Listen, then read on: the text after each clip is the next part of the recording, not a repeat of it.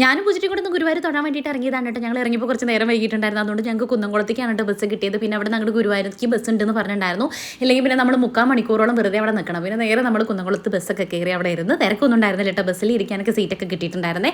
അങ്ങനെ പിന്നെ കുന്നംകുളത്ത് നമ്മൾ ഗുരുവായൂർക്ക് അവിടെ എത്തിയിട്ട് നേരെ വെച്ച് പിടിച്ചിട്ട് ഇനി നമ്മൾ ചായ കുടിച്ചിട്ടാണ് ഉള്ളിൽ തൊഴാൻ വേണ്ടിയിട്ട് കയറുള്ളൂ കേട്ടോ. ബാഗും കാര്യങ്ങളൊക്കെ വെക്കണം. പിന്നെ അത് കഴിഞ്ഞിട്ട് അങ്ങനെ അമ്പലത്തിൽ തിരക്കും കാര്യങ്ങളൊന്നും ഇല്ല കേട്ടോ. പൂജിറ്റി പറഞ്ഞത് തിരക്കൊന്നും ഇല്ല എന്നുള്ളത്. അപ്പോൾ ഞാൻ പറഞ്ഞു കുറച്ച് കഴിഞ്ഞാൽ നമുക്ക് ആ ക്യൂടെ അവിടെ എത്തി അറിയാൻ വേണ്ടി പറ്റും തിരക്കുണ്ടോ ഇല്ലേ എന്നുള്ളതൊക്കെ പറഞ്ഞിട്ട് ഞങ്ങൾ ചായ കുടിക്കാൻ വേണ്ടിയിട്ട് നമ്മൾ എപ്പോഴും കഴിക്കുന്ന കടയിൽ നിന്ന് ആയിരുന്നില്ല കേട്ടോ പ്രാവശ്യം കഴിച്ചിട്ടുണ്ടായിരുന്നു. അതുകൊണ്ട് തന്നെ ഒരു വസ്ത്രം നന്നായിരുന്നില്ല കേട്ടോ. ഉപ്പൊന്നും ഉണ്ടായിരുന്നില്ല. ഒരു കഥയായിരുന്നു കേട്ടോ. എങ്ങനെയെങ്കിലും വിശപ്പിന് വേണ്ടിയിട്ട് അതങ്ങോട്ട് കഴിച്ചിട്ട് നമ്മൾ ഇറങ്ങി തൊഴുതു കേട്ടോ.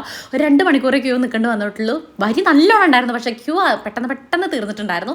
അങ്ങനെ നമ്മളൊരു 11 മണിയോട് കൂടിയിട്ട് തൊഴുത് ഇറങ്ങിയിട്ടുണ്ടായിരുന്നു കേട്ടോ. ഒരു 9:30ക്കാണ് നമ്മൾ ക്യൂവിൽ നിന്നത്. അങ്ങനെ പെട്ടെന്ന് ഭഗവാനൊക്കെ കണ്ട് തൊഴുതിട്ട് നമ്മളിതാ ഒരു സൗഡാ സർവത്തും കൂടെ കുടിച്ചിട്ട് തിരിച്ച് പോരാന്ന് വിചാരിച്ചു. വീട്ടിലെത്തിയിട്ട് ചോറിനാ വിചാരിച്ചു. ഒരു കുഞ്ഞ് 10 രൂപയുടെ പൊട്ടും പിന്നെ നമ്മളൊരു കീ ചെയിനും കൂടെ വാങ്ങിയിട്ടുണ്ടായിരുന്നു കേട്ടോ. അങ്ങനെ പിന്നെ നമ്മൾ നേരെ വെച്ച് പിടിച്ചു KSRTC ബസ് സ്റ്റാൻഡിൽ. അവിടെ പോയിരുന്നു. കുറച്ച് നേരം ഇരുന്നപ്പോഴേക്കും നമ്മുടെ കോഴിക്കോട് ബസ് വന്നിട്ട് നമ്മൾ അതിൽ കയറി ഇരുന്നിട്ടുണ്ടായിരുന്നു. അതിലും തിരക്കും കാര്യങ്ങളൊന്നും ഉണ്ടായിരുന്നില്ല കേട്ടോ. പക്ഷേ നട്ടപ്പുറ വെയിൽ എന്നൊക്കെ പറഞ്ഞാൽ പൊന്നു മക്കളെ കരിഞ്ഞിങ്ങോട്ട് ഉണങ്ങി എന്ന് പറയില്ല അതുപോലെയായിരുന്നു. പക്ഷേ എന്നാലും ഈ ഒരു മാസം കൂടെ ഭഗവാനെ കണ്ട് തൊഴാനുള്ള ഒരു ഭാഗ്യം ഒരുപാട് സന്തോഷം കേട്ടോ. അങ്ങനെ നമ്മൾ വളാഞ്ചേരി എത്തിയിട്ട് ലൈമും കുടിച്ച് തിരിച്ച് വീട്ടിലേക്ക് പോരാണ്. ഇന്നത്തെ വീഡിയോ ഇത്രയുള്ളൂ. നാളെ നല്ലൊരു വീഡിയോ ആയിട്ടാണ് എല്ലാവർക്കും tata bye bye. See U.